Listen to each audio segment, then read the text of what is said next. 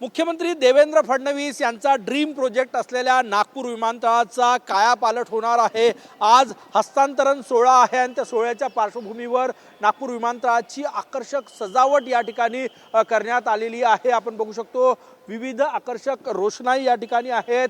छान फुलांनी संपूर्ण विमानतळ जे आहे ते या ठिकाणी सजवण्यात आलेलं आहे। मुख्यमंत्री देवेंद्र फडणवीस यांच्या हस्ते आज नागपूर विमानतळाचं GMR MRO ARO मध्ये हस्तांतरण होणार आहे आणि नागपूरच्या वैभवात आणखी एक सुवर्णपान जे आहे ते जोडलं जाणार आहे। गेले 17 वर्ष हा प्रोजेक्ट जो आहे तो रखडला होता, परंतु मुख्यमंत्री देवेंद्र फडणवीस यांच्या सततच्या पाठपुराव्यामुळे या प्रकल्पाला केंद्रीय मंत्रिमंडळाची मान्यता मिळाली आणि आता GMR कडे या संपूर्ण विमानतळाचे सूत्र सोपवले जाणार आहे। आपण बघू शकतो त्या सोहळ्याच्या पार्श्वभूमीवर संपूर्ण विमानतळाचं जे आहे ते आकर्षक सजावट या ठिकाणी करण्यात आलेली आहे।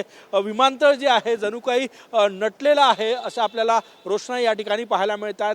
फुलांची सजावट या ठिकाणी फुलांनी सजावट करण्यात आलेली आहे आणि 17 वर्षाचा जो संघर्ष होता, प्रयत्न होते, त्याला यश मिळालं। मुख्यमंत्री देवेंद्र फडणवीस यांच्या ड्रीम प्रोजेक्टला कायापालट होणार आहे। नागपूर विमानतळाचा कायापालट होणार आहे। आज हस्तांतरण सोहळा असल्यामुळे नागपूर विमानतळ सजवण्यात आलं आहे। कॅमेरामॅन सचिन सयामचं, गजानन नुमाटे, TV9 मराठी, नागपूर।